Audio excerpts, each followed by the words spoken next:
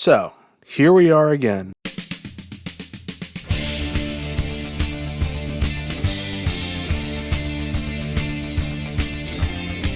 James Gunn's DCU has just released its second installment with Supergirl, and I recently just saw it over the weekend, and I thought it was...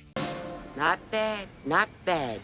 It's nowhere near as good as last summer's Superman was, but it's still a good movie in its own right, and I think it's a vast improvement over the last DCU project, Peacemaker, which I talked about in a video that never was released. However, this film is getting bashed to smithereens online. A lot of people are mixed on it, from the genuine reviews of people liking it, disliking it, genuine criticism, to the review bombing, to just the absolute awful harassment that star Millie Alcock has been receiving online. Everyone has something to say about this movie and its many, many problems, including me. I think the biggest problem this movie has, and it's a big one, is that it is basically really, really dull. So today, we're going to talk about the good, the bad, and everything in between of the newest DC flick. Mild spoilers, you have been warned. So let's start with what I like about the movie, all the positives. There's a lot of them here. The biggest thing is our leading lady. Millie Alcock is perfectly cast as Kara. I really enjoy her performance and her character arc from going from this drunk bum who is letting her trauma and past define her, and she's using that trauma to become a hero in her own right, find her own place in the universe, and kind of step out of Superman's shadow. I just think Alcock perfectly portrays that loner soul really well. I think she's also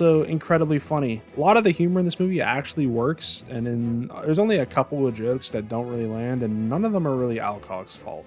She also looks incredible as the character. I think the Supergirl costume looks phenomenal. Great work from the costumers and the hair and makeup team. This blows a lot of other superhero costumes out of the water right now. Like, compare this to any current MCU costume that isn't Spider-Man. Yeah, it's night and day. The supporting cast is also really good. Eve Ridley, a new up-and-coming young actress, is Ruthie. She's a standout. She meshes well with Kara, and their dynamic of Ruthie being the super serious warrior out for revenge, and Kara being a Kryptonian loser, is a good one. I especially like the scenes where Kara tries to show Ruthie the way. The way of morality, and that taking revenge against the main bad guy for killing her family is not going to bring her family back. The parallels in both of their stories kind of hit home for me, because Kara also deals with this when she's coming to terms with the fact that Krypton's gone and she left all her family behind. I actually liked getting a peek into actual Kryptonian society in this one. All the scenes on Argo were pretty cool. I think Krypton is much better portrayed in this film, with Kara's parents being nowhere near as deplorable and despicable as Clark's parents. And speaking of Clark, I said last year David Cornsweet kills it in this role. He's only in about 3-ish scenes here.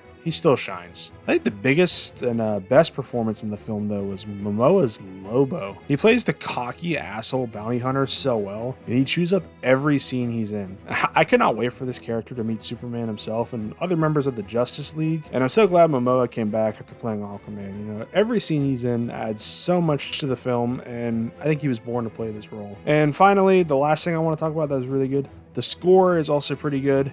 It adds a sense of scale and wonder needed for a story like this. And besides all that, I really run out of good things to say, so let's talk about the bad stuff now. So as you noticed, there's one major character I didn't mention, and it's not Seth Rogen, who does make a fun little cameo in this movie. That's, of course, our big main antagonist. Look, I'm sorry, Krem sucks. He's a boring, generic space pirate. They purposely tried to make an unlikable jerk, but not one of the ones that you love to hate, just one you like. Hate. The comic did a much better job with his character. I feel it was poorly translated to the screen, which gets to it's my main problem I have with this movie. The original Woman of Tomorrow comic is one of the most visually distinct, colorful, and stylistic comic stories ever, and it was so poorly translated to the screen. The film looks like every basic dull space movie, and I think that's to its detriment. It's a problem when your movie looks like it was covered in a shit brown filter. It just looks ugly, and if its visual style was its only problem, it wouldn't be as bad. But not only does every single planet look the same and everything just kind of looks dull, this also completely butchers the story of the comic. Without spoiling either medium, the story is supposed to be one of survivor's guilt and learning the difference between justice and vengeance. Our two main characters are both fighting to try to overcome their trauma, and while in the book these arcs both come to a satisfying conclusion, the movie just completely butchers the original ending to something that honestly makes both arcs pointless, but not really, because you still get the same emotions. Just like Kara does something that, after what you hear from everything else in the movie, like it completely goes against everything she's saying. It makes no sense. And what makes all of this even worse, that music I was talking about earlier does not apply to the licensed tracks. This film has some pretty bad licensed music. Okay, so one of the most crucial scenes to the plot is accompanied by one of the worst needle drops I've ever heard, with a cover of The Middle by Jimmy Eats World. I mean, did they even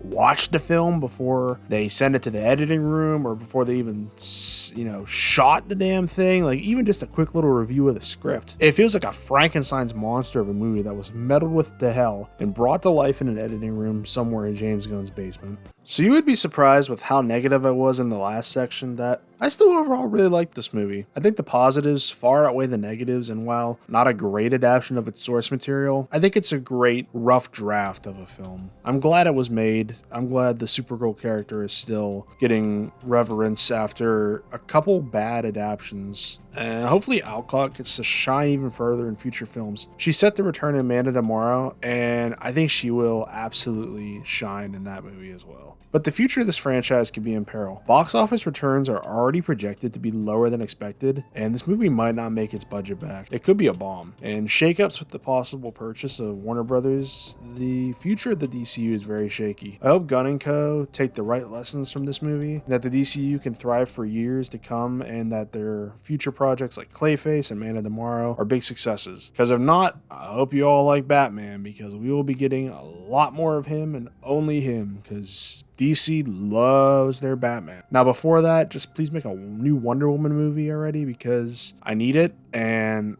I want to wash the taste of Wonder Woman 1984 out of my mouth. All right, just do that. We'll be all square. Ciao for now.